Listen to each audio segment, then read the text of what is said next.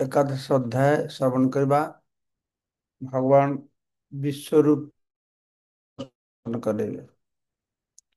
अर्जुन तांको पूर्व अध्याय पचार तमारा विश्व ब्रह्मांड रे की रूप अवस्थान कर कह से कथा से कहले कहवा पर अर्जुन ताको वर्तमान प्रश्न पचार। श्री अर्जुन उवाच मदनुग्रहाय परमं गुज्जम अध्यात्म संगीतम त्वया उक्तम वचस्तेन मोह अयम विगत मम।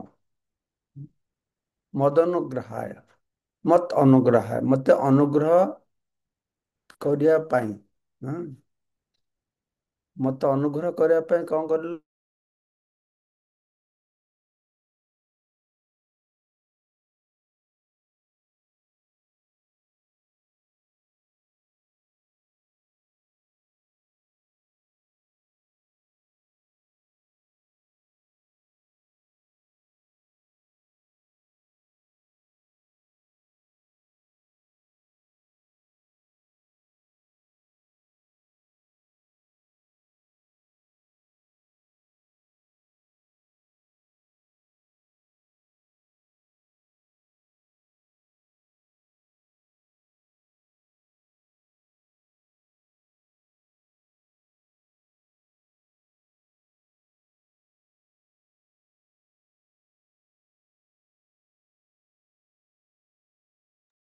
আজকে মহারাজের নাইট ডিস্টার্ব করতেছে। সকালে অপেক্ষা করো।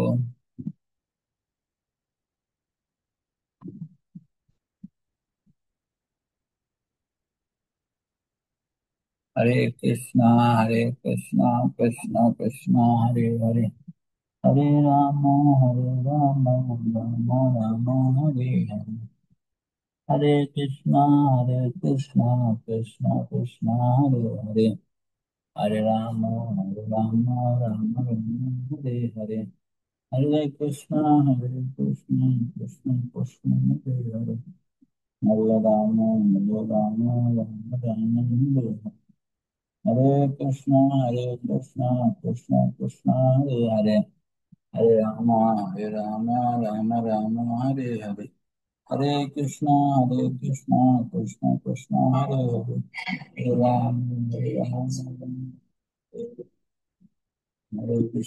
कृष्ण कृष्ण कृष्ण हरे हरे राम राम राम हरे हरे, हरे कृष्ण कृष्ण कृष्ण हरे हरे, हरे राम राम राम हरे हरे, हरे कृष्ण कृष्ण कृष्ण हरे हरे, हरे राम राम राम हरे हरे, हरे कृष्ण कृष्ण कृष्ण हरे हरे, हरे राम राम राम हरे हरे, हरे कृष्ण कृष्ण कृष्ण हरे हरे, हरे राम राम राम हरे हरे, हरे कृष्ण कृष्ण कृष्ण हरे हरे, हरे राम राम राम हरे हरे, हरे कृष्ण कृष्ण कृष्ण हरे हरे, हरे राम राम राम हरे हरे, हरे कृष्ण कृष्ण कृष्ण हरे हरे, हरे राम हरे हरे, हरे कृष्ण कृष्ण कृष्ण हरे हरे, हरे राम हरे, हरे कृष्ण कृष्ण कृष्ण हरे हरे, हरे राम राम राम हरे हरे, हरे कृष्ण कृष्ण कृष्ण हरे हरे,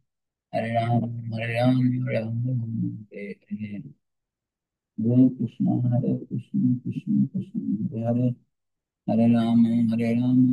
राम राम हरे हरे, हरे कृष्ण कृष्ण कृष्ण हरे हरे, हरे राम राम राम हरे हरे, हरे कृष्ण कृष्ण कृष्ण हरे हरे, हरे राम राम राम हरे हरे, हरे कृष्ण कृष्ण कृष्ण हरे हरे, हरे राम राम हरे हरे, हरे कृष्ण कृष्ण कृष्ण हरे हरे, हरे राम राम राम हरे हरे, हरे कृष्ण कृष्ण कृष्ण हरे हरे, हरे राम राम राम हरे हरे, हरे कृष्ण कृष्ण कृष्ण हरे हरे, हरे राम राम राम हरे हरे।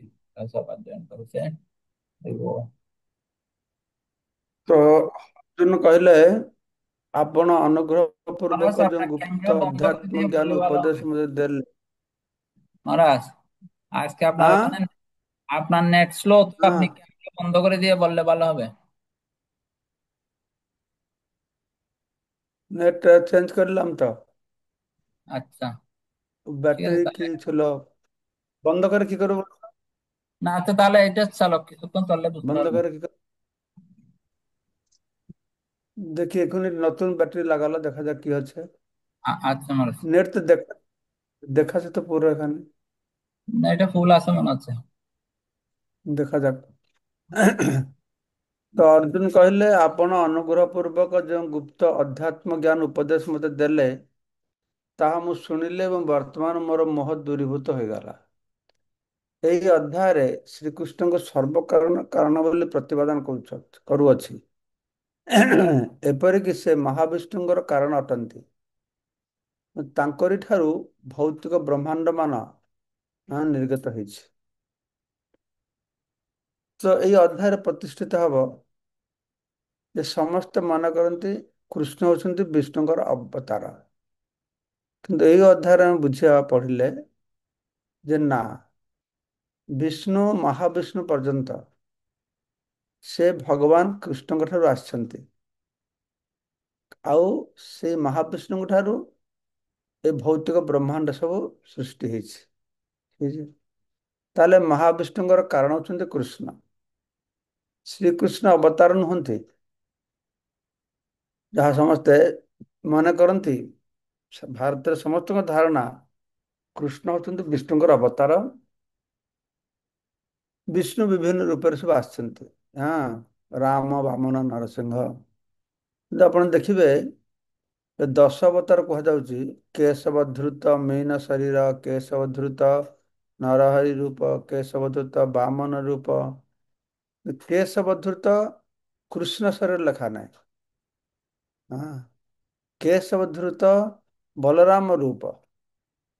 ସେ 10 ଅବତାର ଭିତରେ କୃଷ୍ଣଙ୍କର ନାହିଁ। କାହିଁକି ନା ସେ ଅବତାର ନୁହନ୍ତି। ସେଥିପାଇଁ କି ଭାଗବତରେ ବି କୁହାଗଲା ଯେ ଭଗବାନଙ୍କର 25ଟା ଅବତାର କଥା କୁହାଗଲା। ସେଥିରେ ଶେଷକୁ କୁହାଗଲା କଣ ନା, ଏତେଚ ଅଂଶ କଲାପୁଂସ କୃଷ୍ଣସ୍ତୁ ଭଗବାନ ସ୍ୱୟଂ। ତ ଏମାନେ ଅଂଶ ଆଉ କଳା, ଅଂଶର ଅଂଶ। କୃଷ୍ଣ ହଉଛନ୍ତି ସ୍ୱୟଂ ଭଗବାନ। ସେଥିପାଇଁ କୃଷ୍ଣ ଅବତାର ନୁହନ୍ତି, ତାଙ୍କୁ ଅବତାରୀ କୁହାଯାଏ। ଅବତାରୀ।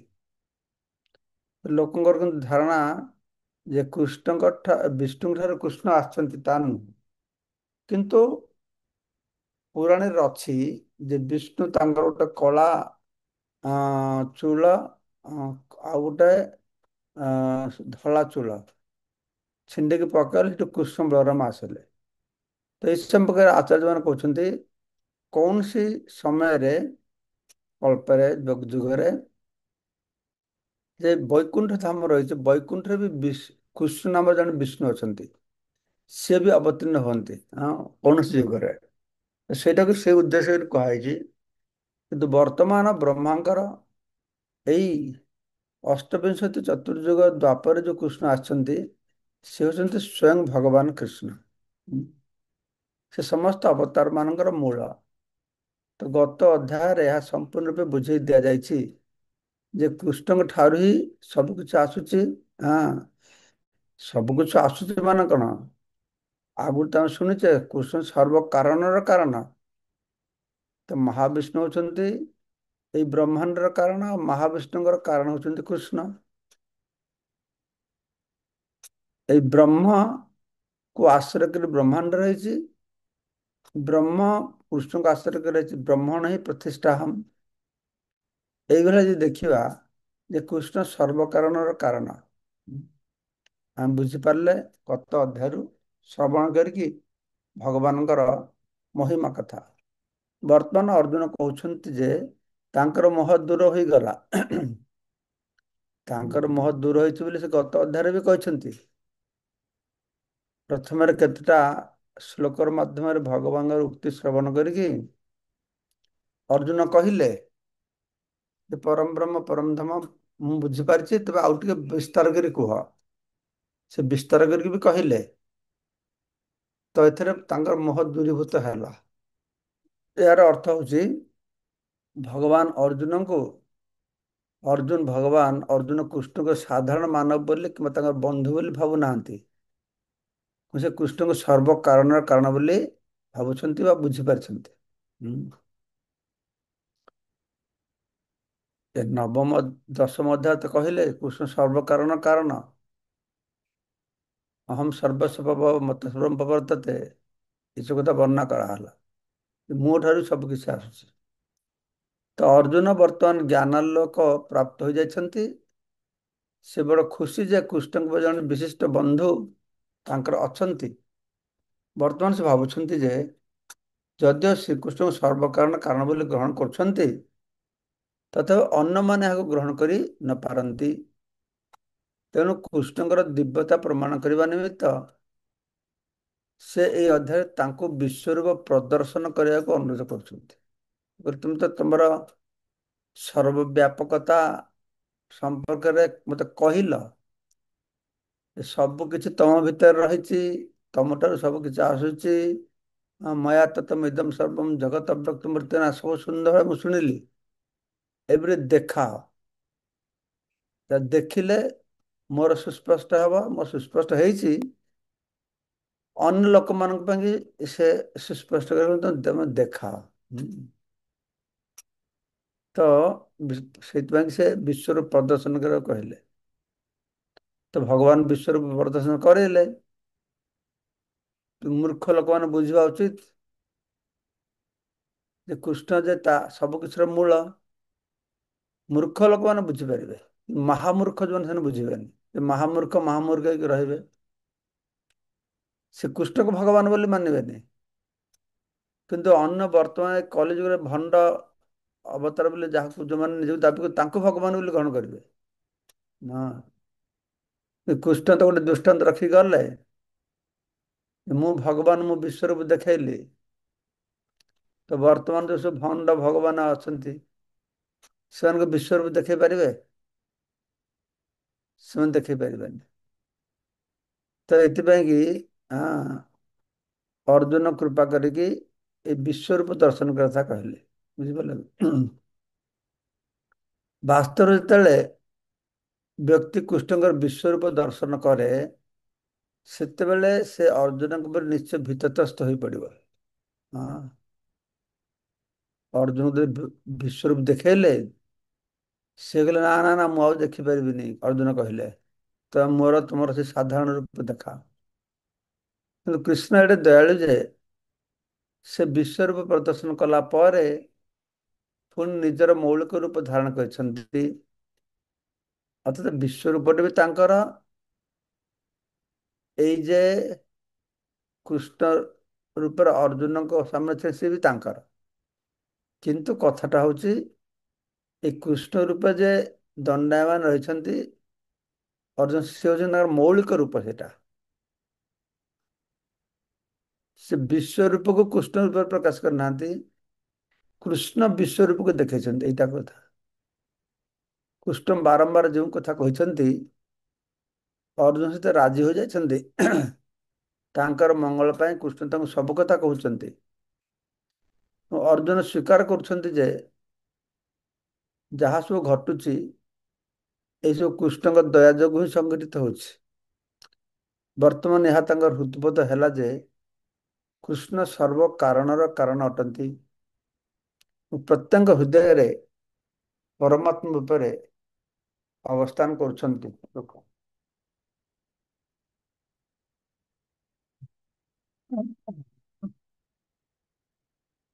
ତ ଦ୍ୱିତୀୟ ଶ୍ଲୋକରେ ଅର୍ଜୁନ କହୁଛନ୍ତି, ଭବ ଭବ ଅପ୍ୟୟୁ ଭବ ଅପ୍ୟୟୁ ହି ଭୂତାନାଂ ସୁତରୌ ବିସ୍ତରସ ମୟା ସୁତରୌ ବିସ୍ତରସ ମୟା ତ୍ୱତଃ ତ୍ୱତଃ କମଲପତ୍ରାକ୍ଷ ମାହାତ୍ମ୍ୟମ୍ ଅପି च ଅବ୍ୟୟମ୍। ଭବ ଅପ୍ୟୟୁ। ଭବ ମାନେ ଆବିର୍ଭାବ, ଅପ୍ୟୟ ମାନେ ତିରୋଭାବ। ଏଇ ଅପ୍ୟୟ ଶବ୍ଦ ତ ତାର ବ୍ୟବହାର ଆମେ ଶୁଣେ ନା। ଭବ ଆବିର୍ଭାବ ଶୁଣିଛେ, ଭବ ଅଭବ। ଅପ୍ୟୟ ଗୋଟେ ନୂଆ ଶବ୍ଦ। ଅପ୍ୟୟ ମାନେ ତିରୋଭାବ, ଭବ ମାନେ ଆବିର୍ଭାବ। ହି ଶବ୍ଦରେ ନିଶ୍ଚିତ ଅର୍ଥ ବୁଝଉଛି। ନିଶ୍ଚିତ ରୂପରେ ଭୂତାନାଂ ମାନେ ଜୀବମାନଙ୍କର, ଭବ ଅପ୍ୟ ହି ଭୂତାନାଂ ଜୀବମାନଙ୍କ ଆବିର୍ଭାବ और ତିରୋଭାବ ଶ୍ରୁତୋ ବିସ୍ତର ସମୟା। ମୁଁ ବିସ୍ତୃତ ଭାବରେ ଶ୍ରବଣ କରିଛି ବା ମୋ ଦ୍ୱାରା ଶ୍ରୁତ ହେଇଛି। ତ୍ୱତଃ କମଲପତ୍ରାକ୍ଷ, ହେ ପଦ୍ମଲୋଚନ ଆପଣଙ୍କ ଠାରୁ ମାହାତ୍ମ୍ୟମ୍ ଅପି ଚ ଅବ୍ୟୟମ୍, ହେ ପଦ୍ମଲୋଚନ ମୁଁ ଆପଣଙ୍କର ଅକ୍ଷୟ ଗୌରବ ଜରିଆରେ ମାହାତ୍ମ୍ୟମ୍ ଅବ୍ୟୟ, ଅବ୍ୟୟ ମାନେ ଅକ୍ଷୟ, ଗୌରବ ହଁ ଜରିଆରେ ଆପଣଙ୍କଠାରୁ ସମସ୍ତ ଜୀବଙ୍କର ଆବିର୍ଭାବ ଓ ତିରୋଭାବ ସମ୍ବନ୍ଧରେ ଶ୍ରବଣ କଲି ଏବଂ ଆପଣଙ୍କର ଅବିନାଶୀ ଗୌରବ କଥା ମଧ୍ୟ ବିସ୍ତୃତ ଭାବରେ ଶୁଣିଲି। ହଁ, ଅପିଚ ଅବ୍ୟୟମ୍, ମାହାତ୍ମ୍ୟମ୍ ଅବ୍ୟୟମ୍, ଭବ ଅପ୍ୟୟ ହି ଭୂତାନାଂ ଶ୍ରୁତୌ ବିସ୍ତରସ ମୟା ତ୍ୱତଃ କମଲପତ୍ରାକ୍ଷ ମାହାତ୍ମ୍ୟମ୍ ଅପି ଚ ଅବ୍ୟୟମ୍। ଆପଣଙ୍କର ସେ ଅବ୍ୟୟ ମହିମା କଥା ବିସ୍ତୃତ ଭାବେ ମୁଁ ଶୁଣିଲି।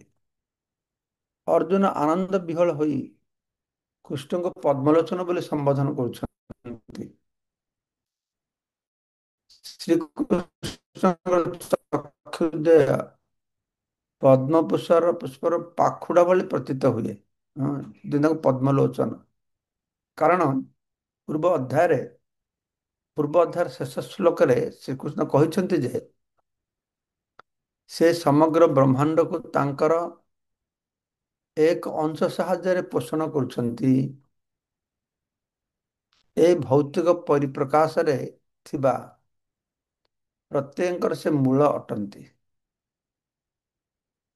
ଅହମ୍ ଆଦି ଦେବାନାଂ କଥା କହିଲେ, ଅହମ୍ ସର୍ବସ୍ୱ ପ୍ରଭୁର କଥା କହିଲେ, ହଁ,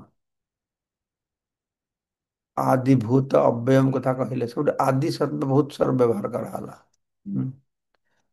ତ ଅର୍ଜୁନ ଭଗବାନଙ୍କ ଠାରୁ ଏ ସମ୍ବନ୍ଧରେ ବିସ୍ତୃତ ଭାବେ ଶୁଣିଛନ୍ତି। ଅର୍ଜୁନ ଶୁଣି ମଧ୍ୟ ଜାଣିଛନ୍ତି ଯେ ଯଦିଓ ଭଗବାନ ସମସ୍ତଙ୍କର ଆବିର୍ଭାବ ତିରୋଭାବର କାରଣ ଅଟନ୍ତି, ତଥାପି ସେ ସେମାନଙ୍କ ଠାରୁ ଭିନ୍ନ। ସେ କଥା ବି ଭଗବାନ ଗତ ଅଧ୍ୟାୟରେ ନବମ ଦଶମ ସବୁ ଅଧ୍ୟାୟରେ ବର୍ଣ୍ଣନା କରିଲେ, ଏସବୁ କରିକି ବି ମୁଁ କରୁନି।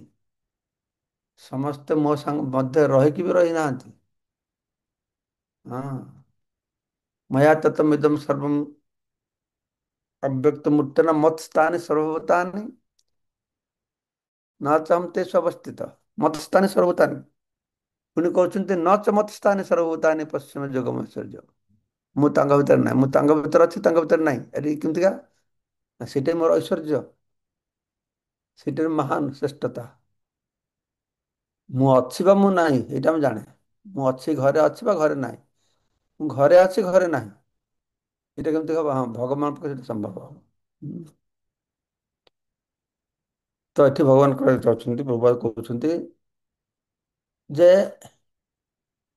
ସେ ସବୁ কিছুର କାରଣ କିନ୍ତୁ ତାଠୁ ଅଲଗା।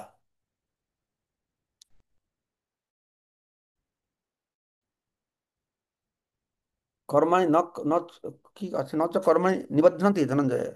ଏସବୁ କର୍ମ ତ ବନ୍ଧନ କରେନି। ହଁ, ନମ କର୍ମାଣୀ ଲିବନ୍ତି ନ ଚ କର୍ମ ଫଲେ ସ୍ପୃହା, ଏସବୁ କଥା ଆଗରୁ କୁହାଗଲା। ଏସବୁ କରୁଛନ୍ତି କିନ୍ତୁ ଏ କର୍ମ ବନ୍ଧନ ନାହିଁ। ତାଙ୍କ ଇକ୍ଷନରେ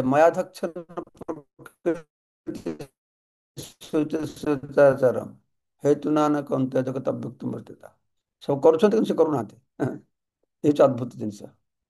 ସିଏ ପ୍ରତିଟି ଜୀବଙ୍କର ଆବିର୍ଭାବ ତିରୋଭାବର କାରଣ, ତେବେ ବି ସେମାନଙ୍କୁ ସେ ଭିନ୍ନ।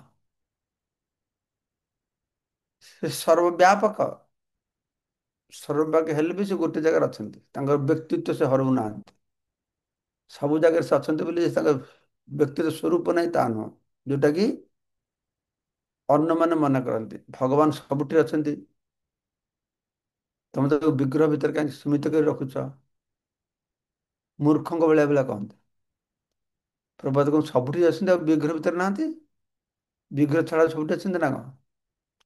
ଏଠି କଥା କୁହାଉଛି ଭଗବାନ ସବୁ ସର୍ବ ବ୍ୟାପକ ହେଲେ ବି ତାଙ୍କର ଗୋଟିଏ ଜାଗାରେ ସ୍ଥିତି ରହିଛି, ଅସ୍ତିତ୍ୱ ରହିଛି, ବ୍ୟକ୍ତିତ୍ୱ ରହିଛି। ସେ ବ୍ୟକ୍ତିତ୍ୱକୁ ସେ ହରାନ୍ତିନି।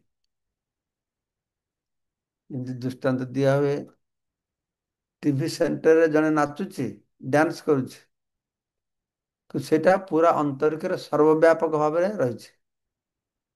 ଯୋଉ ଯୋଉ ଟିଭି ଚଲାଉଛନ୍ତି, ଟିଭି ସେଟା ସେଇ ଆକାଶରୁ ସେଟାକୁ ଆକର୍ଷଣ କରିକି ଲୋକଙ୍କୁ ଦେଖାଉଛି।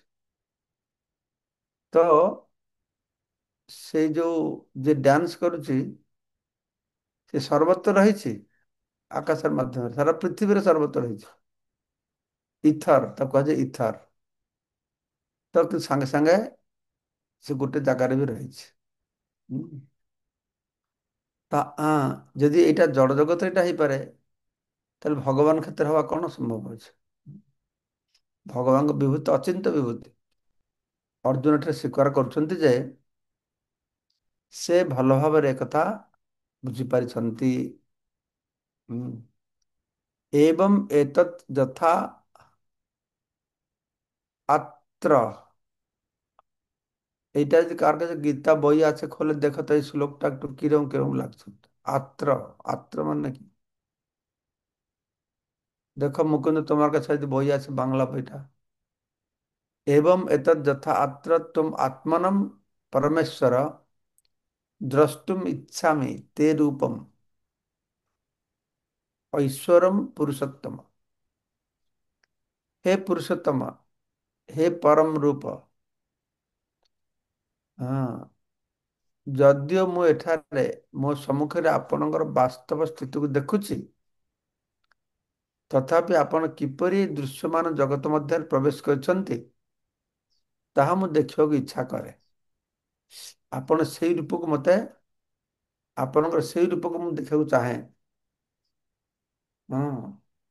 ଏବଂ ଏତତ୍ ଯଥା ଆତ୍ମ ତ୍ୱଂ ଆତ୍ମନମ୍ ପରମେଶ୍ୱର ଦ୍ରଷ୍ଟୁମ୍ ଇଚ୍ଛାମି ତେ ରୂପମ୍ ଐଶ୍ୱରମ୍ ପୁରୁଷୋତ୍ତମ। ହେ ପୁରୁଷୋତ୍ତମ,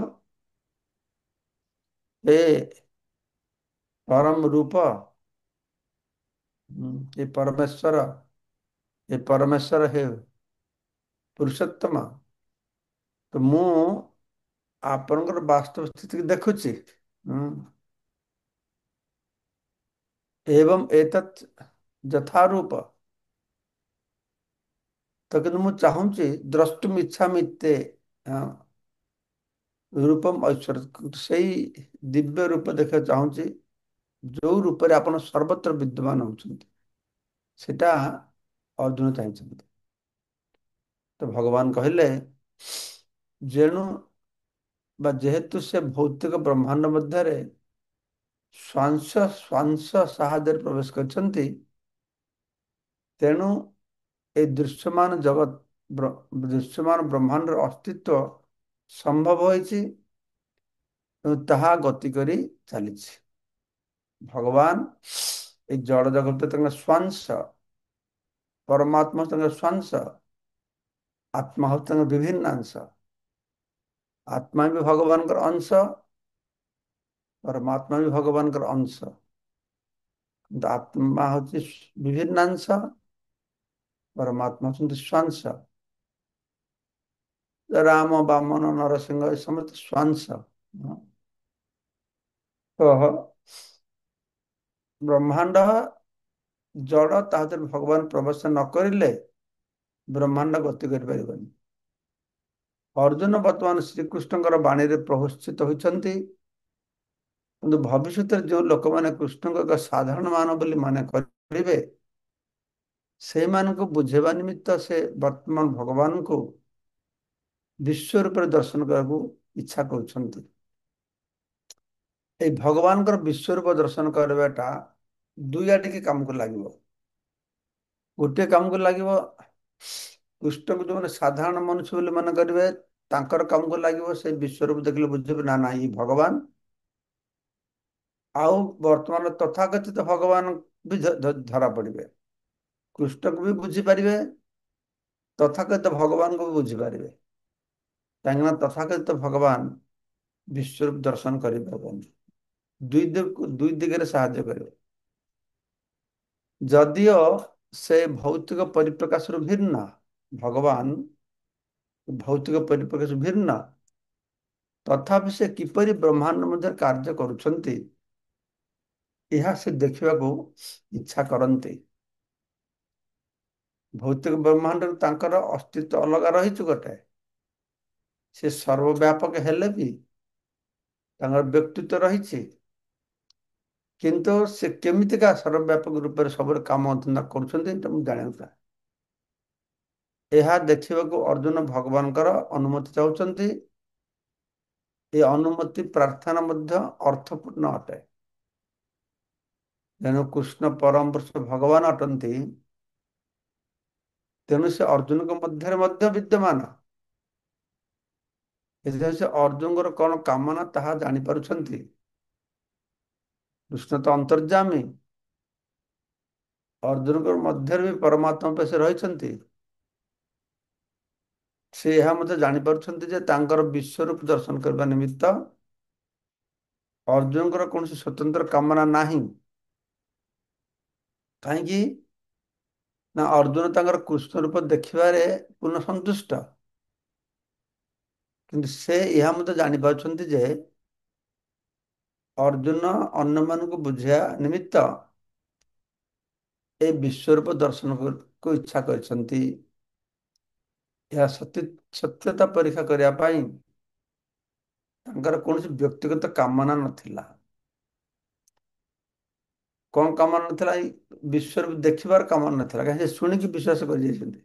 କାହିଁକି ନା ସେ ଅଲରେଡି ଦଶମ ଅଧ୍ୟାୟରେ କହିଦେଇଛନ୍ତି ଯେ ପରମ ବ୍ରହ୍ମ ପରମ ଧାମ। ଆମର ତାଙ୍କ ବିଶ୍ୱାସ ହେଇଯାଇଛି। ଏଇଟା ନୁହଁ ଯେ ସେ ବିଶ୍ୱାସ ଶୁଣିକି ବିଶ୍ୱାସ କରୁନାହାନ୍ତି, ଦେଖିବେ। ସେ ସୁସ୍ପଷ୍ଟ ହେଇଯାଇଛି ଯେ ଅର୍ଜୁନଙ୍କର ବିଶ୍ୱାସ ହେଇଛି। ତେ ବି ଚାହୁଁଛନ୍ତି ଦେଖିବା ପାଇଁ। କାହିଁକି ନା ସାଧାରଣ ଲୋକଙ୍କର ପ୍ରତୀତି ହବ, ପ୍ରତ୍ୟୟ ହବ ଯେ କୃଷ୍ଣ ଭଗବାନ। କୃଷ୍ଣ ମଧ୍ୟ କଥା ବୁଝିପାରିଛନ୍ତି ଯେ ଅର୍ଜୁନ ଏକ ସିଦ୍ଧାନ୍ତ ଉପସ୍ଥାପିତ କରିବା ନିମିତ୍ତ ବିଶ୍ୱରୂପ ଦର୍ଶନ କରିବାକୁ ଇଚ୍ଛା କରନ୍ତି। କାରଣ ଭବିଷ୍ୟତରେ ଏବେ ଅନେକ ମିଥ୍ୟାଚାରୀ ବାହାରିବେ, ଯେଉଁମାନେ ନିଜକୁ ଭଗବାନଙ୍କର ଏକ ଅବତାର କହି ତଦ୍ରୂପ ଆଚରଣ କରିବେ। ତେଣୁ ଲୋକମାନେ ସାବଧାନ ହବା ଉଚିତ। କାରଣ ଯେ ନିଜକୁ ଭଗବାନ କୃଷ୍ଣ ବୋଲି ଘୋଷଣା କରିବ, ସେ ଲୋକ ସମକ୍ଷରେ ତାର ଦାବି ବାସ୍ତବ କରିବା ନିମିତ୍ତ ବିଶ୍ୱରୂପ ପ୍ରଦର୍ଶନ କରିବାକୁ ପ୍ରସ୍ତୁତ ଥିବା ଉଚିତ। ତା ନହେଲେ ଭଗବାନ ବୋଲି ତାକୁ ଗ୍ରହଣ କରାଯିବ ନାହିଁ। ସେଇ ଭାବରେ ଅର୍ଜୁନ